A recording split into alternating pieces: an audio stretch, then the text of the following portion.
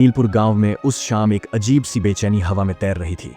पेड़ों की पत्तियां बिना हवा के भी सरसरा रही थीं और सूरज डूबते समय आकाश में नील वर्ण की एक हल्की चमक छूट रही थी, मानो किसी अद्भुत अतिथि के आगमन का संकेत दे रही हो। उसी समय गांव की कच्ची सड़क पर एक साधु प्रकट हुआ। उसका कद असामान्य रूप से लंबा था, कंधों पर नील वस्त्र लहलहा रहा था और चेहरे पर ऐसा दिव्य तेज जैसे किसी साधारण मानव का नहीं, बल्कि किसी दूसरी ही दुनिया का प्रकाश। गांव वाले पहले तो दूर खड़े होकर देखते रहे, फिर धीरे धीरे हिम्मत जुटाकर उसके पास आए। पर अजीब बात यह थी, साधु की आंखें किसी और को नहीं, सिर्फ विराट को ही ढूंढ रही थी। जैसे ही उसने विराट को देखा, उसके होंठों पर एक रहस्यमयी मुस्कान उभर आई। वह बोले, विराट, सुना है तुम्हारी भक्ति अद्वितीय है, लेकिन क्या तुम भगवान को पहचान भी पाओगे यदि वो तुम्हारे सामने मनुष्य बनकर आ जाए? गांव वाले स्तब्ध, एकदम सन्नाटा छा गया।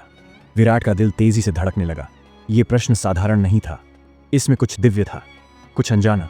फिर भी विराट ने अपने मन को संभालते हुए उत्तर दिया, यदि वो मेरे प्रभु हैं तो उन्हें कोई भी रूप धारण क्यों न करना पड़े, मेरी आत्मा उन्हें पहचान ही लेगी।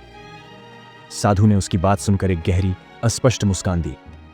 वो मुस्कान ऐसी थी जिसमें रहस्य भी था, आशीर्वाद भी और किसी अनकहे सत्य का संकेत भी। फिर उसने कहा, कुछ नहीं, बस एक पल के लिए विराट को देखा, जैसे उसकी आत्मा में झांक रहा हो, और अचानक ठंडी हवा का एक झोंका उठा, चारों ओर धूल उड़ी और अगले ही क्षण साधु गायब हो चुका था। गांव वाले भय से कांप उठे। ये इंसान था या कोई देव पुरुष? कहीं ये विराट की परीक्षा तो नहीं? विराट भी भीतर से हिल गया। उसके मन में पहली बार एक अनजाना डर, एक विचित्र उत्सुकता और एक भारी सा संदेह जाग उठा। कौन था वह साधु?